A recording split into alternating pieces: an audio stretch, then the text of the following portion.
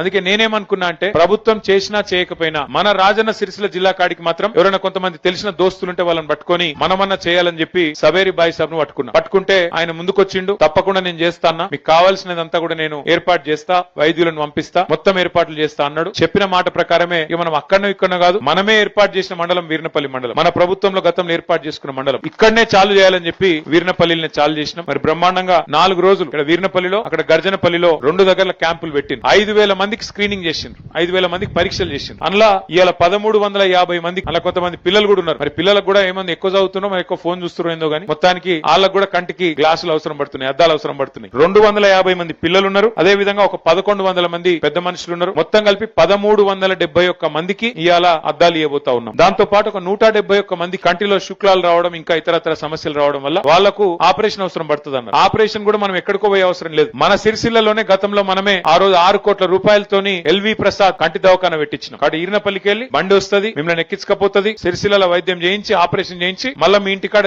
దిగబెట్టిపోయేటట్టు ఆ సౌలత్ కూడా ఏర్పాటు చేస్తా ఉన్నాం.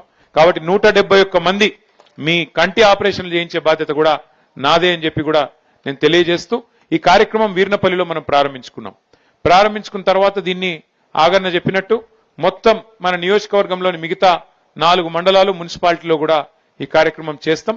ఆ తర్వాత పక్కనే ఉన్న వేములవాడ నియోజకవర్గంలో కూడా కార్యక్రమం చేసుకొని మొత్తం రాజన్న సిరిసిల్ల జిల్లా మొత్తం బోయిన్పల్లి కావచ్చు, ఇల్లంతకుంట కావచ్చు, అక్కడ కూడా చేపిద్దాం.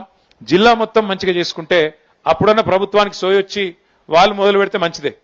వాళ్ళకి మొదలు పెట్టి మేము చేస్తాం, ఇక మీరు చేసేది ఏంటి అంటే పర్వాలేదు, ప్రభుత్వం ప్రజల ఖర్చుతో ప్రజల సొమ్ముతో చేస్తా అంటే నాకేం అభ్యంతరం లేదు.